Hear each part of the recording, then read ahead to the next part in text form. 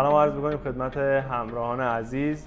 در خدمتتون هستیم با آنباکس یکی از مدل کمپرسورهای رفکامپ سری SPC4 4 سیلندر هستن. این کمپرسورها می‌خوایم با هم بررسی بکنیم ببینیم این کمپرسور چه ویژگی‌ها و چه خصوصیات داره، چه مشخصات فنی داره که در زمان نصب و راه اندازی بتونید به نحو احسن این کمپرسور رو نصب کنید.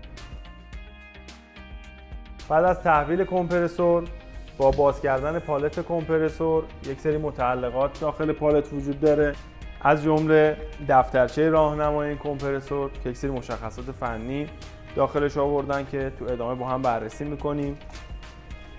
هیتر کمپرسور که به صورت استاندارد روی کمپرسورهای رفکام قرار دادن که باید شما فقط نصب بکنید این هیتر رو. لاستیک های ضربه‌گیر پایه هستش که در زمان نصب کمپرسور روی استراکچر شما باید این پایه ها رو زیر پایه های خود کمپرسور نصب بکنید برای جلوگیری از لرزش های در حین کار کردن. یه 3 عدد گسکت وجود داره توی پالت کمپرسور که برای شیرهای ساکشن و دیسچارج و قطعه ساید گلس هستش. چون این شیرها قابلیت گردش دارن شما میتونید اینو به این سمت بچرخونید، شیر دیسچارج هم به همین شکل. در زمان باز و بست گسکتش رو حتما عوض بکنید که در زمان کار کرد نشتی از این قسمت نداشته باشید. یک گسکت ساید گلس هم برای ما گذاشتن برای تعویض ساید گلس با قطعه OLC.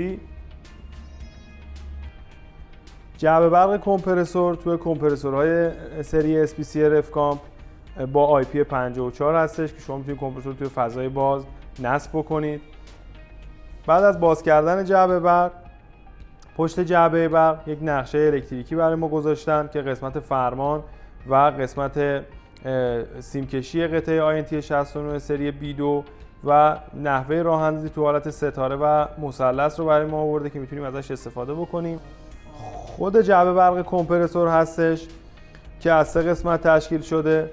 قطعه INT 69 سری B2 برای حفاظت کمپرسور که خود ترمیستورهای سیم پیچ کانکت شدن بهش و توی دمایی که روی این قطعه ست شده کمپرسور خاموش میشه و از آسیب به سیم پیچ کمپرسور جلوگیری میشه. یک سری قابلیت‌های دیگه داره این قطعه که از 2 فاز کار کردن، حالت کنترل فاز داره، افت ولتاژ رو پایش میکنه که شما میتونید ازش برای حفاظت کمپرسور استفاده بکنید. قسمت قدرت کمپرسور هستش، اتصال سیستم قدرت یا کابل‌های قدرت به کمپرسور برای راه اندازی که الان به حالت ستاره بسته شده.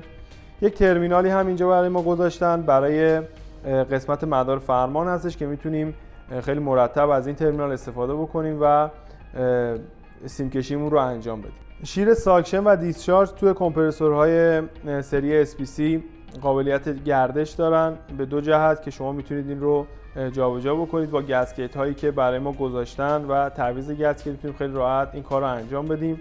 با باز کردن درپوش انتهایی میتونیم با یه آچار این شیر ساکشن رو باز بکنیم یا شیر رو ببندیم. شیر دیسچارج هم به همین شکل که سایز این شیرها توی دفترچه راهنما آورده شده که شما میتونید برای خط پایپینگتون ازش استفاده بکنید. برای اندازه‌گیری فشار ساکشن کمپرسور میتونیم از این پورت ها استفاده بکنیم که بتونیم مقادیر فشار ساکشن رو ببینیم. برای فشار دیسچارج هم میتونیم از این پورت هایی که توی این قسمت دیسچارج برای ما گذاشتن استفاده بکنیم و مقادیر فشار دیسچارج رو از روی این پورت ها بخونیم و ببینیم چه عددی هستش. این مدل کمپرسورها به صورت استاندارد 3 تا ساید گلس داره، یکیش تو این قسمت کمپرسوره، یکیش انتهای کمپرسور و یکی هم این سمت کمپرسور هستش که شما کمپرسور اگر به هر جهتی نصب کنید روی پروژه میتونید خیلی راحت به ساید گلس دسترسی داشته باشید و میزان روغن رو توی کارتر بررسی بکنید. این ساید گلس انتهایی یک قابلیت دیگه‌ای رو هم داره که اول ویدیو خدمتتون گفتم. شما میتونید این ساید گلس رو باز بکنید، قطعه OLC یا اویل لول کنترل رو ببندید و سطح روغن رو به صورت اپتیکال توی کارتر پایش بکنید که از بدون روغن کار کردن این کمپرسور در هر شرایطی جلوگیری بشه.